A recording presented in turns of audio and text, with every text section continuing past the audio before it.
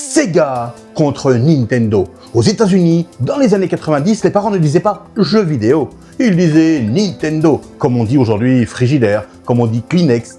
Nintendo n'était pas une marque, c'était le nom d'une chose. Et Sega, l'éternel perdant, le gamin du fond de la classe là, il a décidé de tuer ça. Pas de se battre à armes égales, de tuer l'image, de tuer le cool, et de faire en sorte que des millions d'ados aient honte de jouer à Nintendo. Et comment on fait ça? Avec un slogan, un hérisson et une insolence qu'aucune marque n'avait osé avant.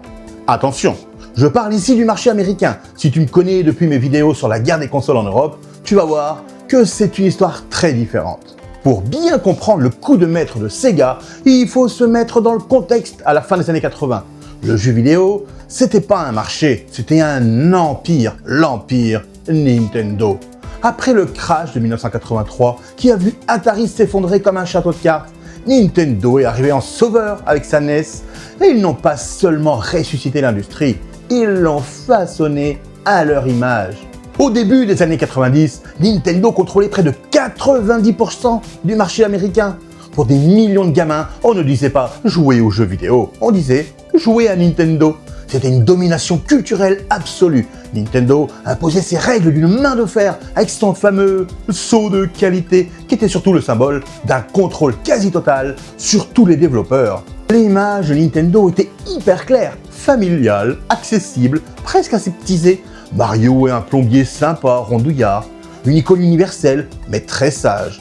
Un royaume de champignons colorés, de princesses en détresse, un monde merveilleux, mais un jardin bien gardé où rien ne devait dépasser.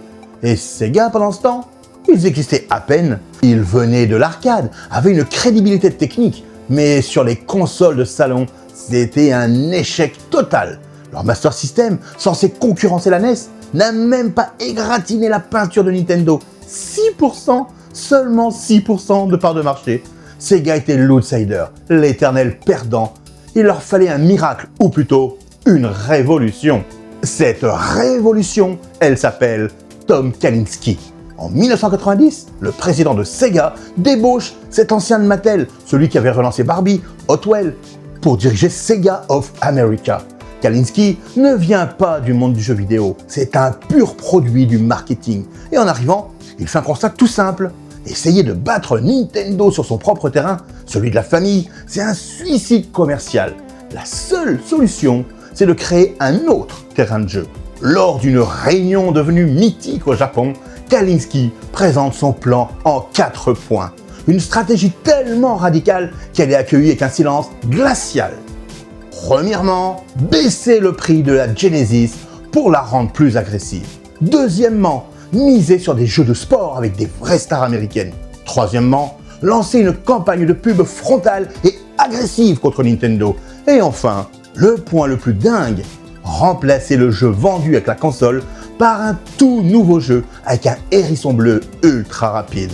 La direction japonaise est horrifiée. Attaquer un concurrent de front, c'est mal poli. Brader le prix et offrir leur meilleur jeu, ça ressemble à de la folie financière. Mais Kalinske tient bon.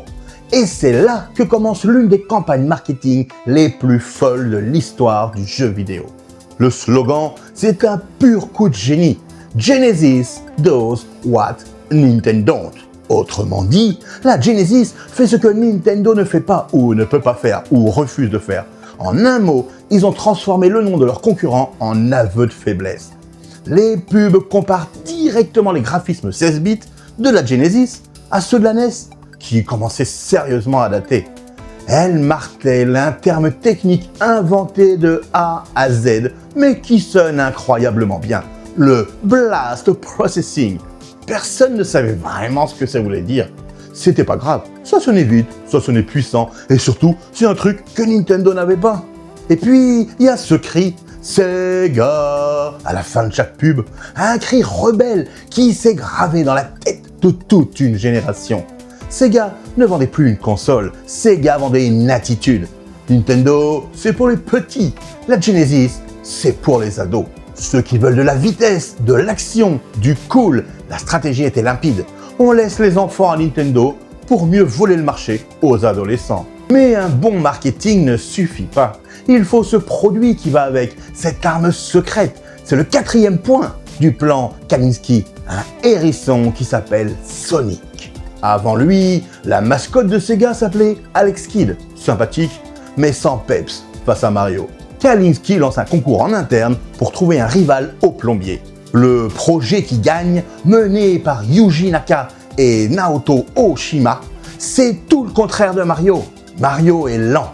Ses jeux reposent sur la précision et l'exploration. Sonic, lui, c'est la vitesse incarnée. Son design est pensé pour être cool à la sauce des années 90. Impatient, il tape du pied quand on joue pas. Et il a un regard plein d'assurance. Et ses chaussures sont inspirées de Michael Jackson. Le gameplay, c'est une révolution totale. Sonic the Hedgehog, sorti en 1991, c'est une pure démonstration de ce que la Genesis pouvait faire. Les niveaux sont des montagnes russes, plein de loopings qui vous propulsent à une vitesse folle. Là où Super Mario World offrait des niveaux complexes, des secrets, de la contemplation, Sonic offrait des sensations immédiates. C'était la vitesse contre la patience, l'adrénaline contre l'exploration. La différence entre un sprint et un marathon. Et la décision d'inclure Sonic directement dans la boîte de la console, c'est le coup de grâce. Chaque acheteur de la Genesis découvrait instantanément pourquoi sa console était différente.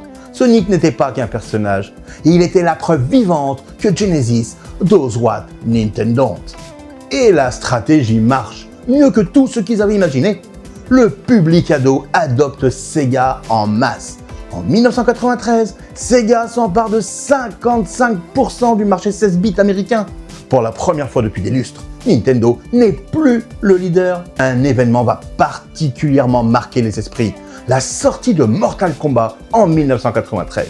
Le jeu est ultra violent et il choque les politiciens, les associations de parents. Fidèle à son image familiale, Nintendo censure lourdement la version Super Nintendo. Le sang devient de la sueur grise, les fatalités les plus gore disparaissent. Sega flaire le bon coup. La version Genesis garde tout le sang de la version arcade, accessible avec un simple code. Le résultat est sans appel. La version Sega s'arrache. Cet épisode enfonce le clou définitivement. Sega, c'est la marque des rebelles. Nintendo, c'est celle des enfants. Alors, est-ce que Sega a volé Nintendo? Non, il n'y a jamais eu de vol de brevet, jamais de copie. Les deux consoles étaient fondamentalement différentes. La Genesis était taillée pour la vitesse et l'action. La Super Nintendo avait de plus belles couleurs, des capacités graphiques uniques, une bibliothèque de jeux d'une richesse folle. Cette rivalité n'était pas une histoire de vol, c'était une compétition féroce entre deux philosophies opposées. L'histoire de Sega dans les années 90, c'est l'histoire d'une révolution. Face à un monopole qui semblait invincible, Sega n'a pas joué avec les règles de Nintendo. Ils ont pris le livre des règles et l'ont déchiré et ils en ont écrit un nouveau. Ils ont compris qu'on ne bat pas un géant en l'imitant, mais en étant tout ce qu'il n'est pas. Ils ont échangé l'image familiale contre une attitude rebelle, la plateforme patiente contre la vitesse pure, le marketing poli contre l'attaque frontale. C'était pas un vol, c'était une guerre d'image. Ils n'ont pas changé les règles, ils ont changé à qui s'adressaient les règles. Cette rivalité a forcé deux géants à se dépasser, créant au passage une décennie de jeux incroyables. L'héritage de cette guerre, on le voit encore aujourd'hui dans les duels entre PlayStation et Xbox. Sega n'a peut-être pas gagné la guerre à la fin, mais en osant défier Goliath, ils ont montré qu'aucun roi n'est indétrônable. Et vous, Team Sega ou Team Nintendo? Dites-moi dans les commentaires quelle console vous aviez et si le marketing de l'époque vous a influencé ou pas. Parce que ça m'intéresse vraiment. Et si cette vidéo vous a appris un truc que vous ne saviez pas, abonnez-vous juste pour ça.